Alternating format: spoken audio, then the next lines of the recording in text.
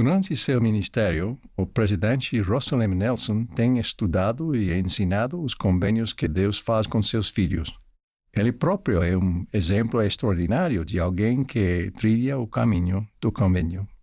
Em seu primeiro discurso como presidente da igreja, o presidente Nelson declarou seu compromisso de seguir o Salvador fazendo convênios com ele e depois guardando esses convênios vai abrir a porta de todos os privilégios e bênçãos espirituais disponíveis a mulheres, homens e crianças de todo o mundo. As ordenanças do templo e os convênios que fazem ali são fundamentais para fortalecer sua vida, seu casamento e família, e sua capacidade de resistir aos ataques do adversário, e vão fortalecer seu compromisso de permanecer no caminho do convênio. O que é o caminho do convênio? É o caminho que nos conduz ao reino celestial de Deus. Embarcamos no caminho pelas portas do batismo e depois prosseguimos com firmeza em Cristo, tendo um perfeito esplendor de esperança e amor a Deus e a todos os homens, os dois grandes mandamentos, até o fim. Na trajetória do caminho do convênio, que a propósito ultrapassa a mortalidade, recebemos todas as ordenanças e os convênios pertinentes à salvação e exaltação.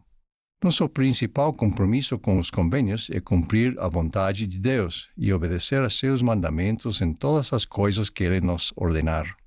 Seguir diariamente os princípios e os mandamentos do Evangelho de Jesus Cristo é a trajetória mais feliz e satisfatória da vida. Fazendo isso, uma pessoa evita muitos problemas e remorsos. Deixe-me usar uma analogia dos esportes. No tênis, algo chamado erro não forçado. Isso ocorre quando uma bola do jogo é arremessada na rede, ou quando o jogador comete uma dupla falta no saque. Um erro não forçado é o resultado de uma falha de um jogador, e em vez de ter sido causado pela competência do adversário.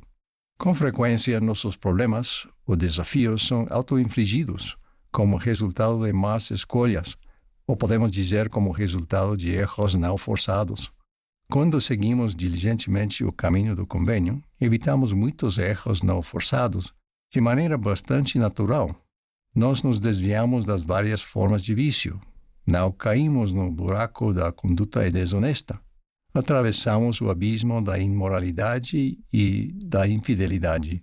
Ignoramos pessoas e coisas que, apesar de serem populares, comprometeriam nosso bem-estar físico e espiritual. Evitamos as escolhas que machucam ou prejudicam outras pessoas. E, em vez disso, adquirimos os hábitos da autodisciplina e do serviço. Wilder J. Golden Kimball, que serviu como 70 há muitos anos, supostamente disse: posso não ter sempre trilhado o caminho estreito e apertado, mas tento atravessá-lo tanto quanto posso.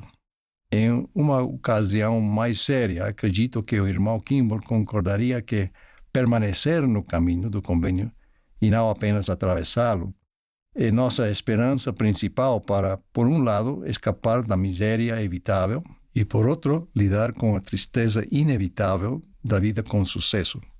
Algumas pessoas podem dizer: posso fazer boas escolhas com ou sem o batismo. Não preciso de convênios para ser uma pessoa honrosa e bem-sucedida.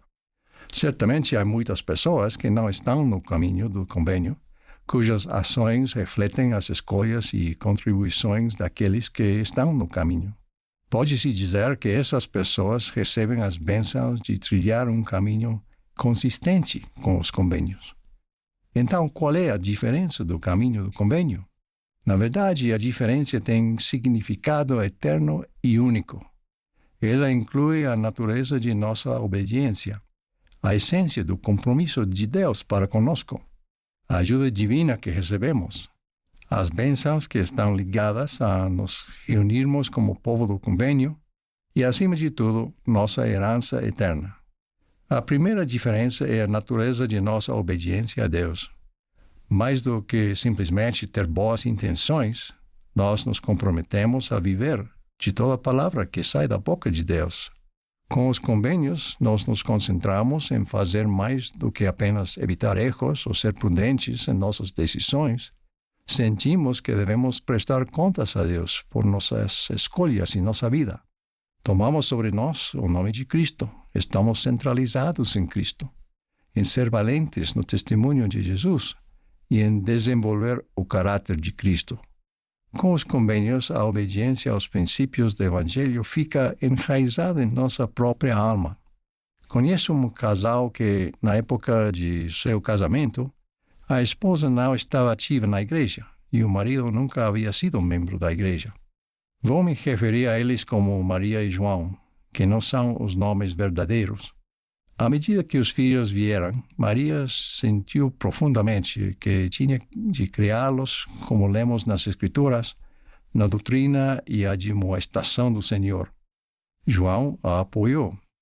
Maria fez alguns sacrifícios importantes para estar em casa a fim de ensinar o Evangelho para seus filhos de maneira consistente. Ela garantia que a família participasse ativamente da adoração e das atividades da igreja.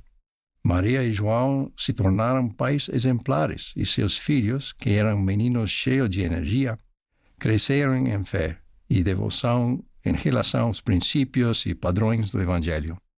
Os pais de João, os avós dos meninos, ficaram felizes com a vida e as realizações íntegras de seus netos, mas devido a uma certa oposição contra a igreja, quiseram atribuir esse sucesso apenas à maneira pela qual João e Maria criaram seus filhos. João contestou a avaliação de seus pais, apesar de não ser membro da igreja. Ele insistiu que seus pais estavam testemunhando os frutos dos ensinamentos do Evangelho, aquilo que seus filhos estavam vivenciando na igreja e também o que acontecia em seu lar. O próprio João estava sendo influenciado pelo Espírito, pelo amor e exemplo de sua esposa e pelo encorajamento de seus filhos. No devido tempo, ele foi batizado, o que trouxe muita alegria para os amigos e para os membros da ala.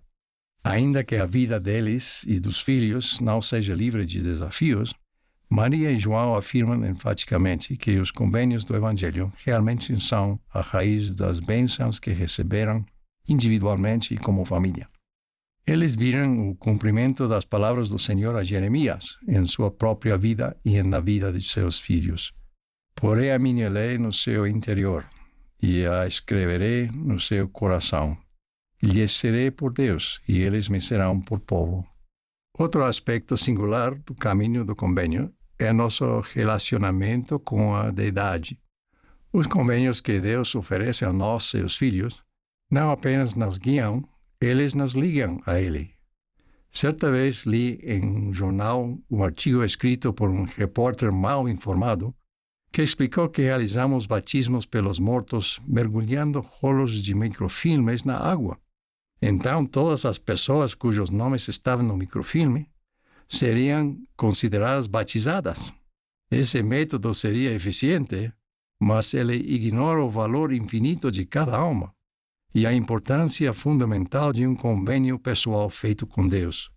Jesus disse: "Entrai pela porta estreita, porque estreita é a porta e apertado é o caminho que leva à vida, e poucos são os que o encontram." Falando de modo figurativo, essa porta é tão apertada que apenas permite que uma pessoa entre de cada vez. Cada pessoa faz um compromisso individual com Deus e recebe dele um convênio pessoal, por nome, no qual ela pode confiar plenamente para a vida e para a eternidade. Isso nos leva a considerar uma terceira bênção especial do caminho do convênio. Deus proporciona um dom quase incompreensível para ajudar pessoas que fazem convênios a se tornarem pessoas que cumprem convênios. É o dom do Espírito Santo. Esse dom é o direito de ter a companhia, a proteção e a orientação constante do Espírito Santo. No caminho do convênio também encontramos as bênçãos essenciais do perdão e da limpeza do pecado. Somente podemos receber essa ajuda por meio da graça divina, administrada pelo Espírito Santo. Ora, este é o mandamento, diz o Senhor: "Arrependei-vos todos vós, confins da terra. Vinde a mim e sede batizados em meu nome, a fim de que sejais santificados, recebendo o Espírito Santo, para comparecerdes sem mancha perante mim no último dia." Aqueles que seguem o caminho do convênio encontram bênçãos singulares em várias reuniões divinamente atribuídas. Nas Escrituras encontramos profecias sobre uma coligação literal das tribos dispersas de Israel, as terras de sua herança. Essas profecias e promessas estão sendo cumpridas agora com a coligação do povo do convênio à Igreja, o reino de Deus na terra. O presidente Nelson explicou: quando falamos sobre coligação, estamos simplesmente nos referindo a esta verdade fundamental. Todos os filhos do Pai Celestial merecem ouvir a mensagem do Evangelho restaurado de Jesus Cristo. O Senhor ordena aos membros da Igreja de Jesus Cristo dos Santos dos Últimos Dias: erguei-vos e brilhai, para que vossa luz seja um estandarte para as nações, para que a reunião na terra de Sião e em suas estacas seja uma defesa e um refúgio contra a tempestade e contra a ira, quando for derramada sem mistura sobre toda a terra. Também há uma reunião semanal do povo do convênio que ocorre na casa de oração no dia do Senhor, a fim de que possam mais plenamente se conservar limpos das manchas do mundo. É uma reunião na qual partilhamos o pão e a água sacramentais em lembrança da expiação de Jesus Cristo. E é um momento para jejuar e orar e para falar a respeito do bem-estar de nossa alma. Na adolescência, eu era o único membro da igreja em minha turma no ensino médio. Eu gostava de me relacionar com vários bons amigos na escola, mas percebi que eu dependia muito da reunião dominical a cada semana para me renovar e para me reabastecer espiritualmente e até fisicamente. Durante a atual pandemia, temos sentido uma falta profunda dessa reunião regular de convênio. E esperamos ansiosamente pela época em que poderemos nos reunir novamente como antes. Por fim, o povo do convênio se reúne no templo, na casa do Senhor, para receber as ordenanças, as bênçãos e a revelação que somente podem ser recebidas neste lugar. O profeta Joseph Smith ensinou: que objetivo poderá ter a coligação do povo de Deus em qualquer época do mundo? O objetivo principal foi edificar uma casa ao Senhor, na qual revelaria a seu povo as ordenanças de sua casa e as glórias de seu reino, e ensinaria às pessoas o caminho da salvação, porque há certas ordenanças e princípios que, para serem ensinados e praticados, devem ser efetuados em um lugar ou em uma casa edificada para tal propósito. No final, é somente ao seguirmos o caminho do convênio que poderemos herdar as bênçãos de Abraão, Isaque e Jacó, as maiores bênçãos da salvação e exaltação que apenas Deus pode proporcionar. As referências nas Escrituras ao povo do convênio com frequência se referem aos descendentes literais de Abraão ou à casa de Israel. Mas o povo do convênio também inclui todas as pessoas que recebem o Evangelho de Jesus Cristo. Paulo explicou: porque todos quantos fostes batizados em Cristo, já vos revestistes de Cristo. E se sois de Cristo, logo sois descendência de Abraão e herdeiros conforme a promessa. Aqueles que forem leais aos convênios que fizeram, surgirão na ressurreição dos justos. Eles são aperfeiçoados por meio de Jesus, o mediador do novo convênio. Estes são aqueles cujo corpo é celestial, cuja glória é a do sol. Sim, a glória de Deus, a mais elevada de todas.